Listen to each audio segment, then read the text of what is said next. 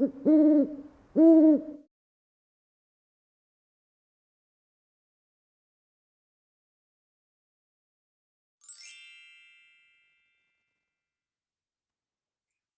everyone to the Spinning Gold launch, Ways to Arise.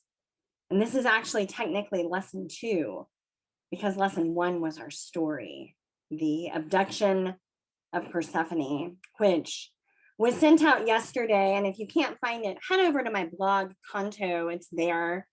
Should be the first post that you come across. And thank you for all of the kind words. A bunch of you emailed me yesterday telling me how much you enjoyed the story. And I appreciate that very much. So thank you for those too.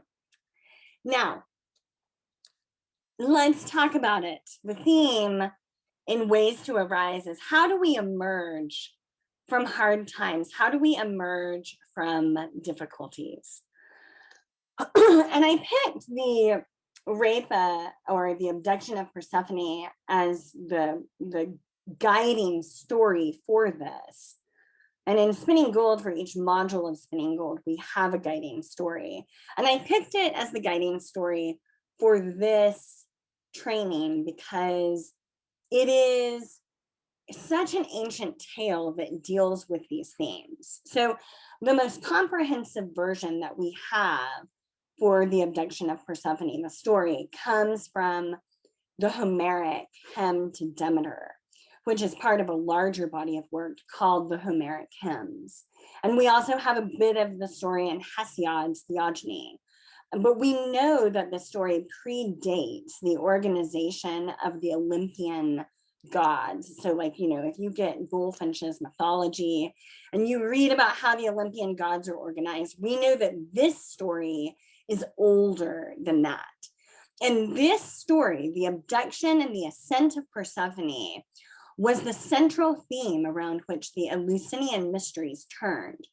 So it's ancient and it's powerful, and that's not really a surprise because it's speaking to this perennial experience of something bad happening, something truly awful occurring, and then having to be addressed and having to be resolved and having to be navigated in some manner. And specifically, the story holds within it medicine teachings about how we navigate during and emerge from difficult, gut-wrenching situations. And so as I was feeling into the teaching that needed to happen around the ways that we arise, I felt like this story was so relevant, what I wanted to talk about. So one of the elements that we find in the story is that there is a process for ascending from the underworld. It's not like you just wake up one morning and you decide, I will ascend from the realm of shadow today. There's actually a process that needs to be followed. And that process we find can be understood in the following ways: that you need to move, you need to recognize what you've lost and how much that costs you and others, to discern who is and who is not telling you the truth, to find a friend who tells it like it is, helpers who will go with you into the unknown, to recognize what you lose by ascending and what you gain, to make a trade that acknowledges how things have changed, to make your promises and keep them, and to not keep the unknown at a distance from yourself as you go forward. And finally, to return to purpose, joy, and movement. So when we look at stories from a sacred arts perspective, we are looking at the characters in the stories as all aspects of our own experience, aspects of our own psyche. We take a Jungian approach, or I would argue that Jung took a sacred arts approach to understanding fairy tales and myth and folklore from around the world. So I want to dive into each of these steps a little bit because they're pretty significant. And as we look at them, you're going to see that we see Persephone, we see Demeter, and we see Hecate and Mercury, Hermes, showing up.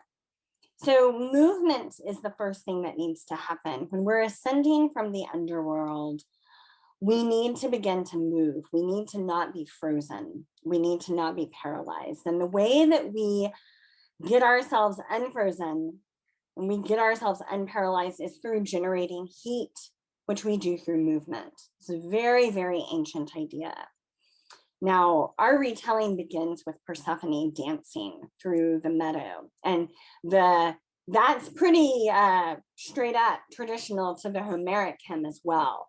She's in this meadow, it's full of all the springtime flowers, and she's dancing and she's moving. So there's that movement, but there's also the movement of Demeter. When Demeter discovers what has happened, when she discovers that her daughter has been lost, she immediately begins to move across the land and to go and look for her. And in the full Homeric hymn, which is very much worth your time to read, she actually travels through most of Greece in her search for Persephone. It's there's a lot of various kind of like travel adventures that happen to her as she's looking for her daughter. So movement is essential, right? Not sitting there passively, but gathering yourself up and moving, recognizing that this is going to take muscle, right? Ascending, whether it's out of a pit or up a mountain, requires effort. It requires physical energy. The next step is to recognize what you've lost and how much that costs you and others. So in your descent, in being in the realm of shadow, in being in the underworld, what is lost? And what does that loss cost you? And what does that loss cost others? Now, one of the reasons why this is such a powerful story is because it magnifies certain elements. And this is one of the elements that get magnified. So when we lose Persephone, we lose life. We lose springtime. We lose the beginning of life, right? All the nascent beginning, the buds on the flowers, the eggs in the nest. That's what we lose when we lose Persephone. It's what Demeter loses. She loses the life-giving, life-loving aspects of herself, which is why things begin to die. And of course, the cost for that to Demeter, it's a loss of herself, but it's also a cost for the world as a whole. The earth itself is paying the price in this case. And this is an important thing to remember, especially when we are in shadow and we feel like it doesn't matter, like we won't be missed in any way, right? We need to recognize what we're worth, not only to ourselves, but to others.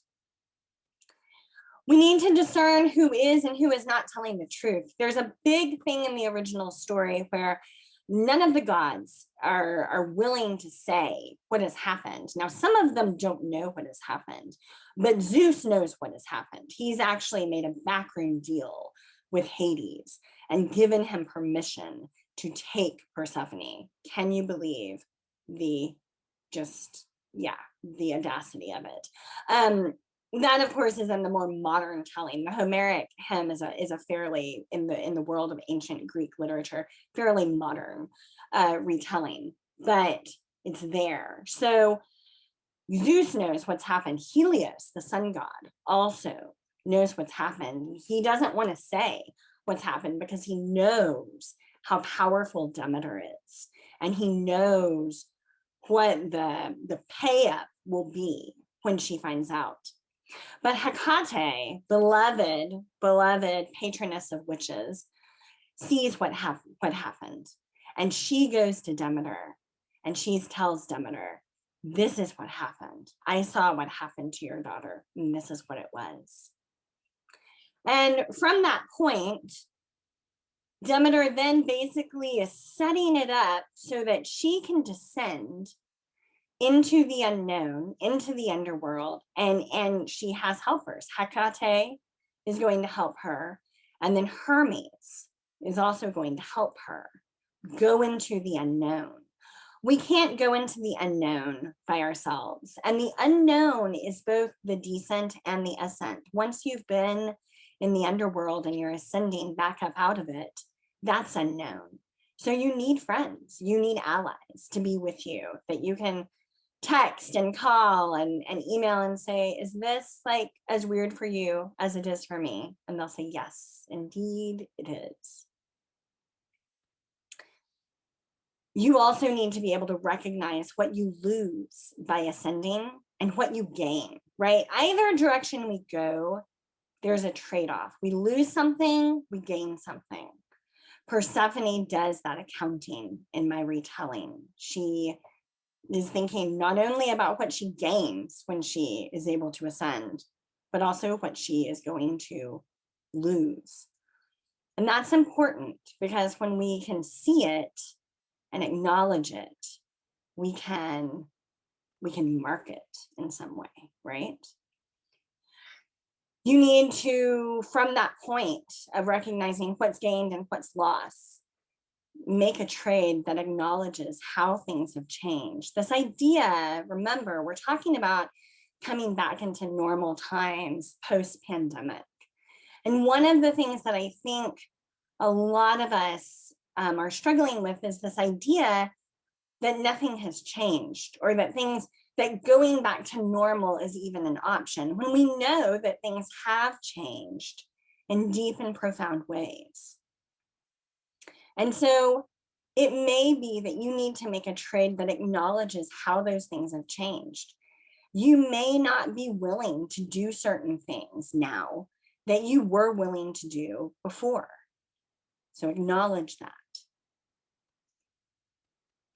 We also need to mark our promises and keep them. Anytime we're engaging in a new initiatory path, and when we descend into the underworld or we ascend back out of it, we are doing that. There are promises that are made, there are vows that are made, and they're exchanged. And we need ways of marking them, rituals and ceremonies that mark them. And so think about what might be appropriate rituals and ceremonies for you. As we ascend, one of the big lessons after any decent ascent work is not to keep the unknown at a distance from yourself going forward. Once you've been in the underworld and you come up out of it, whether you went into it through illness or through depression or through trauma, whatever the situation is, you know that when you come back out of it, you're changed and you are marked in a way. And part of what that changes is that you're more comfortable walking with mystery than you were before. And we're all learning to get comfortable walking with mystery in a way that we haven't had to collectively in a long time. And we remember that we're returning to purpose, to joy, and to movement. We remember that there is medicine and meaning in the joyous and the celebratory and the bountiful and the ecstatic and the happy, just as much as there is in the shadow and the struggle.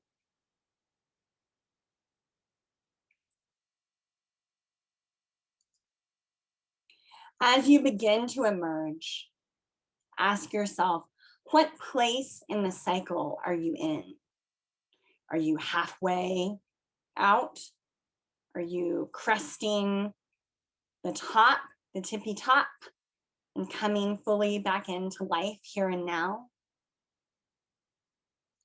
Ask yourself how this experience has changed me, and how do those changes change what I am returning to, right? When we're changed, what we return to is also changed. It's a reciprocal relationship.